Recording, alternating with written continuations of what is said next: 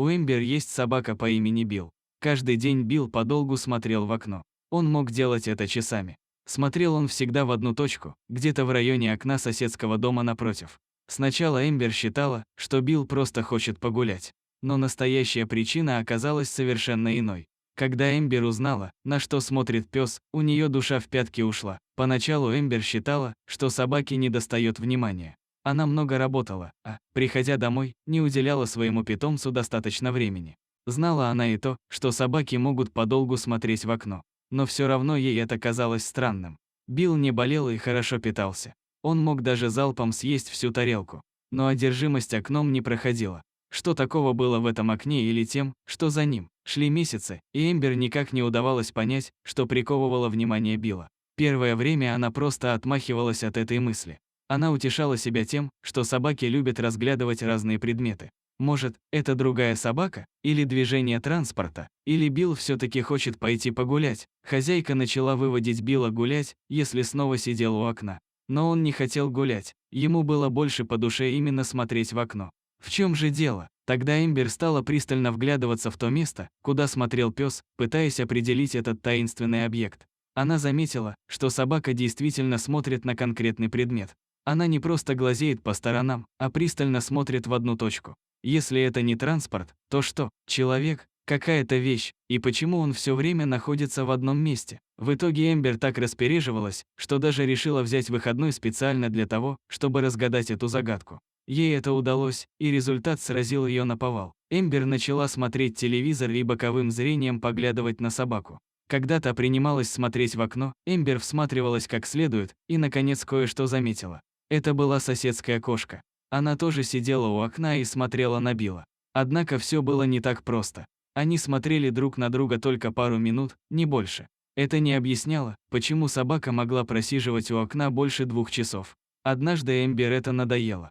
Загадочное поведение собаки требовало объяснения. Она вышла из дома и пошла в том направлении, куда смотрел пес, а именно в сторону соседского дома. Подойдя к дому, Эмбер увидела, что кошка к тому моменту свернулась калачиком и уснула. Поэтому одной кошкой объяснить двухчасовое поведение Билла было нельзя. Билл не особо любил кошек, но сидеть 2 часа из-за одного кота казалось Эмбер перебором. Все знают, что собаки и кошки могут не ладить друг с другом. Но в тот день Эмбер убедилась, что и в этом правиле есть исключение. Эмбер почти было опустила руки и пошла домой, как вдруг решила обернуться еще раз. Кошка, которая только что спала, сидела, уже вытянувшись по струнке, и смотрела на Билла. Теперь Эмбер все поняла. Все это время хитрая кошка следила за Биллом так же пристально, как он следил за ней. Единственная разница была в том, что кошка делала это украдкой. Поэтому Эмбер решила понаблюдать еще. Она обошла лужайку и подошла к входной двери. В том доме жил одинокий пожилой мужчина. Эмбер была с ним плохо знакома, поэтому немного нервничала, когда звонила в звонок. Но вопрос требовал решения, и Эмбер задала его хозяину, когда тот вышел на порог. Ответ оказался неожиданным. Сосед тоже заметил странное поведение своей кошки. По его словам, она могла сутками напролёт не отходить от окна. Между собакой и кошкой сформировалась какая-то связь, и вот уже 2 хозяина ломали голову над этой загадкой. А ведь животные никогда не встречались лично. Эмбер и ее сосед посмотрели друг на друга, и тогда произошло нечто странное. Снаружи раздался какой-то шорох. Тогда и собака, и кошка явственно обратили взор на одну точку, которая находилась между домами. Между домами был проход, в одном конце которого был столб, а в другом – напольная каменная ваза. Постамент вазы весил порядка 80 килограмм, поэтому, скажем, птица не могла вызвать столько шума. Ваза стояла не очень стабильно, и хозяин боялся, что однажды она упадет. В этот момент соседская кошка жалобно посмотрела на своего хозяина и Эмбер и промяукала. Последняя тоже услышала, что Билл залаял. Что-то случилось. 2 соседей выскочили наружу и подбежали к вазе. 80-килограммовое садовое украшение лежало на земле разбитое. Но это было не самое интересное. То, что они обнаружили затем, потрясло их еще больше. Причина падения вазы вскоре прояснилась. Между кустами мелькнула тень от чего-то крупного. Владелец тени стремительно убегал, пока не скрылся среди деревьев. Что это, человек? Если да, то он заявился сюда не случайно. Потому что дома Эмбер обнаружила сломанные двери от сарая, а внутри лежали надкушенные пакеты с чипсами и хлебом. Сосед направился в собственный амбар, там тоже был сломан замок. Тут Эмбер уже не колебалась, а взяла телефон и набрала полицию. «Мне кажется, в наш дом кто-то проник. Приезжайте быстрее», Полиция приехала не сразу. Видимо, грабежи со взломом ее интересуют не в первую очередь. Когда полицейские все-таки явились, неизвестного вора уже и след простыл. Начали его искать, обыскали весь район. Но ни улик, ни каких-то других следов обнаружить не удалось. Полицейские почти было уехали, как вдруг. Двери обоих домов резко распахнулись. Билл и соседский кот выскочили наружу. Сначала они добежали до своих хозяев, но не остановились. На полном ходу они нырнули в кусты и побежали в сторону леса. Обычно расследование возглавляет полиция, но в данном случае Эмбер, ее сосед и полицейские были вынуждены положиться на детективные качества домашних питомцев. И в итоге оказалось, что не зря. Животные бросились в лес, люди последовали за ними. Поспевать за ними было непросто. В какой-то момент пес Эмбер остановился и замер. Может, он что-то почуял? Пес залаял. Он явно что-то обнаружил.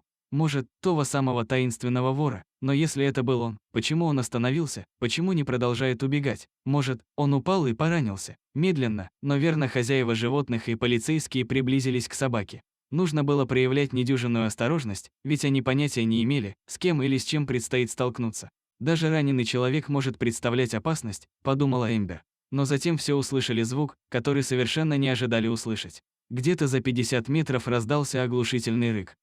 Этот звук потряс всю команду. У всех мурашки пробежали по спине. Все остановились и притихли. И правильно сделали, потому что находка оказалась гораздо опаснее, чем любой взломщик. Эмбер начала медленно приближаться к источнику звука. 40 метров. С 0. 20, 10, казалось, сердце вот-вот выпрыгнет из груди. Билл и соседский кот притаились на холмике между двумя упавшими деревьями и тоже напряженно всматривались. Эмбер встала рядом с Биллом и заглянула за дерево. Тогда она его увидела. Это был огромный медведь-гризли. На несколько мгновений всю команду сковал страх. Когда все пришли в себя, первым желанием было броситься на утёк. Гризли могут представлять смертельную опасность для человека, и данный экземпляр был весьма внушительных размеров. Один из полицейских потянул Эмбер за руку. Она поняла намек и бросилась бежать, что есть мочи. Но вдруг она обернулась и увидела, что кошка и собака по-прежнему не двигаются. Затем они оглянулись и начали гавкать и мяукать. Эмбер подошла к Биллу и лишь тогда увидела проблему с другой стороны. Медведь был ранен. Последние несколько дней стояла плохая погода, и одно из деревьев упало прямо на ноги медведю. Бедняга больше не мог стоять, поэтому рычал, не от злости, а от боли. Эмбер без колебаний позвонила в службу защиты животных. Они приехали, вкололи ему обезболивающее и пообещали скоро вернуться, чтобы осмотреть более пристально. Лишь тогда Эмбер со своей собакой смогла вернуться домой. Что за день? К счастью, таинственный воришка был и найден, и успешно спасен. Но кое-что по-прежнему не давало Эмбер покоя. Что огромный гризли делал на ее заднем дворе? Эмбер жила в людном районе, где много машин и различных шумов. Медведи не особо любят появляться в таких местах. С этими мыслями она вышла на шоссе. И в тот момент она снова услышала звук, ставший уже таким знакомым. Он доносился откуда-то из ее собственного дома. Теперь рык звучал более мягко и дружелюбно, но он явно принадлежал медведю.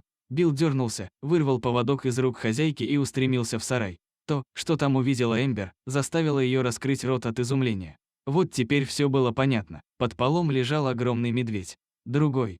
И в данном случае это была скорее медведица, потому что рядом были два медвежонка. Они как раз доедали банку бобов. Теперь в голове Эмбер все сошлось. Тот раненый гризли не просто так вломился в дом. Его подруга родила медвежат под домом у Эмбер, поэтому он начал рыскать по округе в поисках пищи. Эмбер снова позвонила за защитником, чтобы поинтересоваться, как обстоят дела у отца медвежат. Ей так захотелось увидеть воссоединение этой медвежьей семьи, но телефон звонил, а ответа не было. Наконец в службе защиты животных взяли трубку. Их тоже порадовала новость, которую сообщила Эмбер. Медведь-папа, которого уже успели назвать Борисом, идет на поправку. Через день его переведут во временный загон. Представители службы защиты животных приехали, забрали медведицу из дома Эмбер и отвезли ее к Борису. Он явно скучал по ней и детям. Это было заметно невооруженным глазом. Медвежья семья вместе провела несколько недель. Нога Бориса полностью зажила. Скоро они снова будут гулять на воле и воспитывать двух замечательных медвежат. Так закончилась эта история, начавшаяся с любопытной собаки и ее настойчивой хозяйки и приведшая к спасению целого медвежьего семейства. В одном можно не сомневаться, гризли Борис и его семья благодарны людям за спасение.